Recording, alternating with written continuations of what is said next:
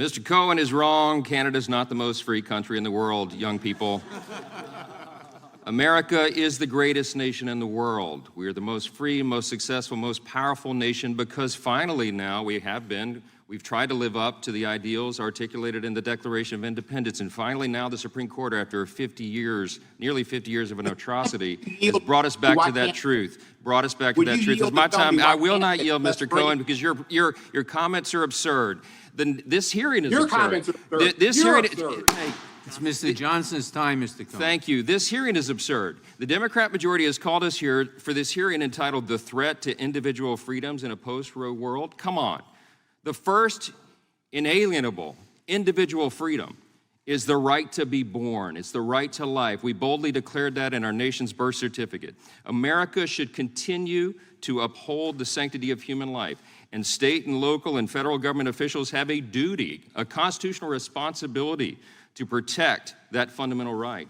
All life is precious, and there is an inherent compelling interest in protecting unborn children because they are unable to protect themselves. But the radical advocates of abortion are now completely unhinged, and they are seeking to trample on the individual freedoms of all those who disagree with them.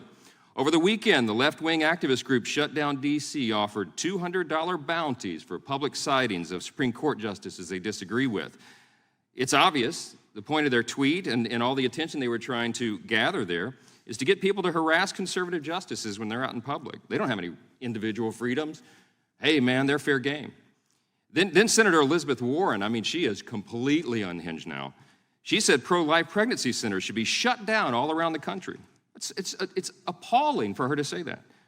There are 2,700 pregnancy centers all around this country, all 50 states. They're supported by over 10,000 licensed medical professionals. They annually serve approximately 2 million women and men.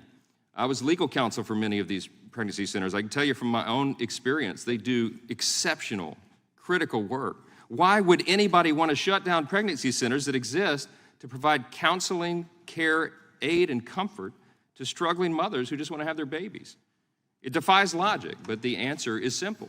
Their extreme agenda demands it. And speaking of extreme agendas, let me tell you what my friends on the other side of the aisle are for, okay? They filed H.R. 8296 in this Congress. They call it the Women's Health Protection Act of 2022. We call it the Abortion on Demand Until Birth Act. You don't know why? Because it's extreme.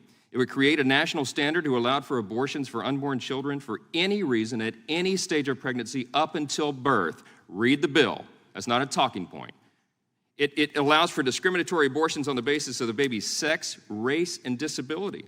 It would override pro-life laws and prohibit states from enacting legislation that protects unborn children, such as protections for babies with Down syndrome and other disabilities. It removes common sense protections for women and children. For example, the Abortion on Demand Until Birth Act, the Democrats' bill, would not allow states to enact laws to ensure parental involvement for minors, laws to protect women from coercion. They don't care. The agenda demands, the zeal for this demands that they override all that. Their bill includes vague language that could also weaken conscience protections for medical professionals and limit their right to refuse to participate in an abortion. You think that they're not all on board for this? Guess what? On September 24th of last year, all but one Democrat in the House of Representatives voted on an almost identical bill. Go look it up, H.R. 3755. Abortion on demand until birth. That's what this agenda demands. Ms. Foster said it so well earlier. You mentioned this agenda begins with dehumanizing the unborn child. I just have a minute left, but in my experience, my colleagues here are not able to acknowledge that what is inside the mother's womb is actually a child. In your work and your experience, has that been yours as well? It has been. There's a reason, I think, that they won't acknowledge that it's a child, because then it allows them to pursue this radical abortion on demand until birth. I believe, and this is for all the young people here and those watching, I believe if you can, in this debate, if you can take people to the medical reality of the humanity of the unborn child, we win. This is a pro-life country, increasingly so, because we have medical technology. We have 4D ultrasounds. No one can lie to us anymore and tell us it's a blob of tissue, that it's just a clump of cells. This is a baby. At 6 weeks, it has a heartbeat. At 15 weeks, it can feel pain, suck its thumb. It has eyebrows, lips, nose, and the whole thing. Look at the reality, folks. Do not let them obscure the facts.